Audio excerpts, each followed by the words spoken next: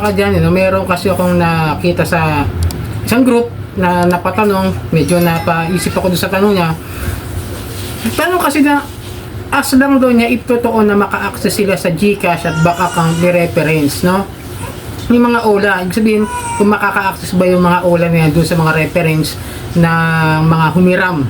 Okay, kunwari ako humiram, tapos may reference, kung pwede ba niya pasukin yun, maka-access sa GCash o sa mga bank account nila. Okay, pag-usapan po natin yan. So yun nga mga kadyani, welcome back. Maglalambing na po ako sa inyo. Paki-follow po yung aking mga social media account ng Facebook, TikTok at itong aking YouTube channel. Paki-like na rin po, share at hit nyo na yung notification bell para updated po kayo sa mga videos na pinag-uusapan natin dito about sa usapang OLA. Okay, tuloy natin kung totoo ba na nakaka-access sa GCash at sa bank account ng referensya, hindi yung ano. Pero patatalakayin pa rin natin yon kung talaga bang kaya nilang ma-access doon o hindi. Pero ito, based on my theory lang opinion ko pa lang ito, hindi pa ito galing talaga sa akin. Hindi naman sila basta-basta makaka-access sa GCash at saka sa mga bank account ng mga reference kasi hindi naman nila kayang pasukin yung yung cellphone but may tawagin lang nila. Unang-una wala naman silang yung mga reference na yan, yung mga kinuha ng mga contact na reference, wala namang na-install na OLA.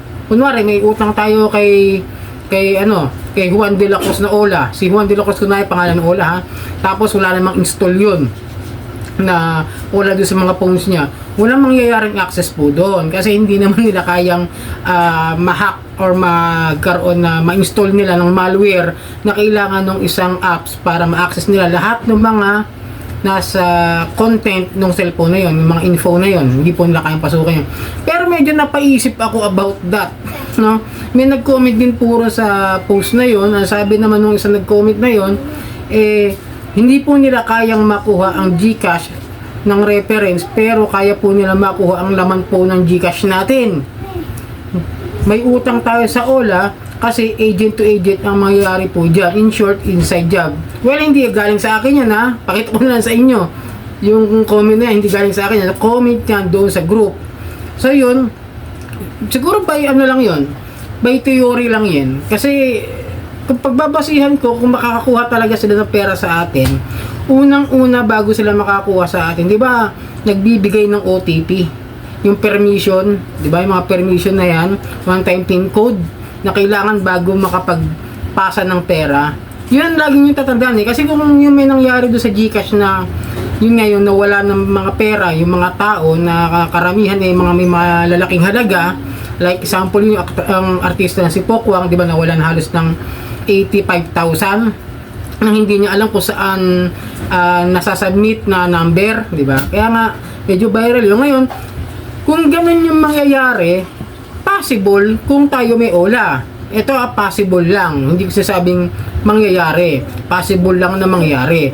Kasi, pero, paalala lang, pag gano'n may transaction, tignan nyo yung number na papasahan o yung kukuha ng laman ng pera ninyo. Kasi may number naman niya kung saan niya ipapasa yung pera na kukunin niya. Diba katulad na may mga lumbas sa mga iba't ibang mga number na kung saan i-access nila. And then save nyo yun, yung transaction history na yon. Tapos yung mga tumatawag sa inyo na mga unknown number, yung mga kung sino-sino yung mga nagte-text na mga naghaharap sa inyo, tignan nyo baka isa ron, no?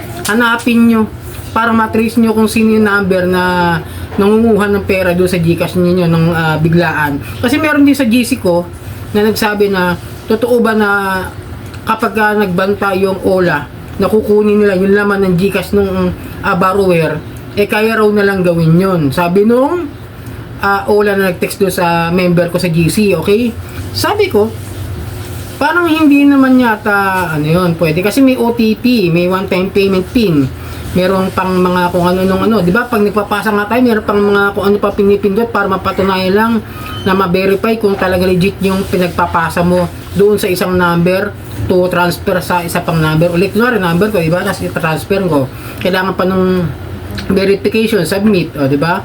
Kaya parang para sa akin, medyo kung meron silang kausap doon sa GCash, doon sa e-wallet na yon, pwede. Parang yung nangyari doon sa nagawa kong video about doon sa Tala na meron daw naglo-loan doon sa Tala. Pero hindi ito yung hindi ito talagang kumbaga galing sa akin, galing sa mga comment yan ng mga group. Then kahit doon sa tala na Facebook page nila, doon sa mga comment, may mga nagko-comment ng ganon. Nilunawin ko lang, hindi ako nagsasabi nun, nababasa ko lang sa mga comments, okay? Para malinaw, baka sabihin na, hinihira tayo. Hindi. Pinagbabasihan ko lang po yung mga nare-research ko. And then sabi nila, pag may nag-disburse daw, napupunta raw sa isang e-wallet na hindi naman nila ginagamit. Like example, si Paymaya.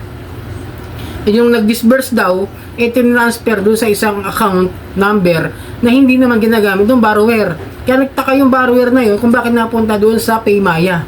At ngayon, kailangan doon ng katunayan na mag-submit ng transaction history yung borrower na talagang wala siyang nakuha. At kailangan makuha niya yung transaction history doon sa Paymaya na kailangan pang hintayin mo ng ilang weeks bago magbigay si Paymaya ng transaction. Kung paano napunta yung disburse na pera na hindi naman napunta doon sa borrower. Okay, malinaw po ba?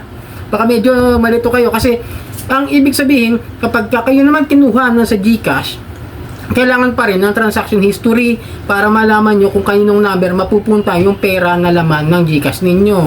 Kaya kung mangyayari man yan, tandaan ninyo, always be vigilant na maging alerto kayo. Para kung sakasakali may mawawalang pera sa inyo, hanapin nyo kagad yung number na kukuha dun sa GCash e-wallet ninyo. Tapos tignan nyo lahat yung mga calls ninyo, yung mga text ninyo kung hindi pa kayo nagpapalit ng SIM card, okay? Tingnan nyo, isave nyo lang kasi lahat yung sasabi. Para kung sakasakali magre-report kayo at kung sakali mangyari man na nawalan nga kayo na pera sa GCash, report nyo sa customer service ng GCash na hindi ko alam kung may silbi. Ang daming nagsasabi, ang daming nagko-comment about that na wala raw nangyayari kahit anong klaseng report nila. Lalo na kung hindi naman daw kilala yung tao. Hindi ito kasi nakita nyo naman yung issue sa GCash di ba? Napakalaki ng lapses, napakalaki ng loopholes na nangyayari doon sa pagpapalabas at pagkakawala ng pera ng mga subscriber at ng mga gumagamit ng e-wallet na ito. Hindi lang naman ngayon yan, totoo lang, no? Wag na tayo magpaka-ipokrito. Wag na tayo magpakasinungaling pa. Taon-taon nangyayari yan. Example ko yung kay Chad Kinis yung last year, May something yun no 20 nung last year nga, nung May. And yung si Chad Kinis nawalan din ng almost libo rin Parang same din kay Pokwang na malaking halaga rin. At yun naman, yung nangyari doon naman yung last year, pumasok sa East West Bank. Pero yun, nagawan yata ng investigasyon na medyo nalinaw yata yung parang nagkaroon automatic na disburse doon. Yun daw yung pagkakasabi. Pero I'm not sure bakit ganun. Lagi nagpapasa si GCash o lagi nakukuhanan si GCash.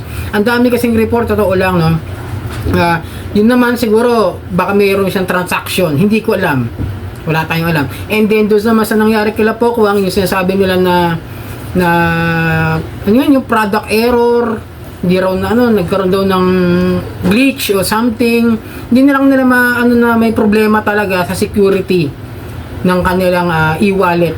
Yun lang para sa akin kasi question na talaga yun kung tutuusin dapat kahit sa BSP medyo ito ganda imbestigahan talaga kung bakit gano'n na lang ang dami reklamo sa GCash, di ba?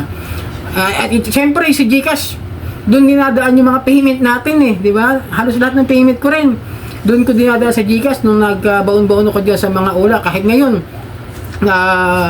nag-payment pa rin kahit sa mga bills automatic sa GCash andun na kagad, di ba? Napaka easy to access, easy to use. Yun nga lang yung security, pagka andun lahat ng pera mo sa GCash, maaring hindi talaga magiging kumbaga parang hindi raw nila liability, sabi ng GCash kasi nagkakaroon daw sila ng error, then which is dapat ayusin nila. Kaya kung mangyayari sa inyo, sinasabi ko sa inyo na mawawalan kayo ng pera na kukunin daw ng mga OLA, ng mga OLA agent, either totoo yung sinasabi na nag-comment na may agent na kakilala sa GCash tapos ita-transfer, pero tandaan nyo kapag tinransfer yon, alamin nyo kung saan pupunta yung pera ninyo kasi imposibleng hindi naka-registered yung number na yun, di ba? Lalabas doon yung mga initials yung pangalan. Doon pala makikita nyo na kung kaninong kung kaninong number at yun na pwede nyo i-report sa GCash. Pero kung ayaw ng report nyo sa police. Para sa akin, para magkaroon ng na sabihin na may nang-hack. Kasi syempre under yan na cybercrime, di ba? Under cybercrime, tapos cybercrime investigation ba yon yung unit, yung CICC, di ba? para magkaroon lang kayo ng linaw, para kung sakasakali, na-advise ko kayo kung sakali mangyari man sa inyo yan. At least alam nyo na yung gagawin nyo. Once na ganun nga, magkaroon ng transaksyon na hindi nyo alam na may kukuha ng pera doon sa Gcash nyo dahil daw kukunin ng OLA yun. Once na naglagay kayo ng pera o nag-cash in kayo sa Gcash. Okay mga kadyani, yun lang po muna. Sana po nakatulong yung video kong ito at pakipollow na lang po ng aking mga social media account, yung Facebook, TikTok at itong aking YouTube channel at hanggang sa muli, sarang hamnida po.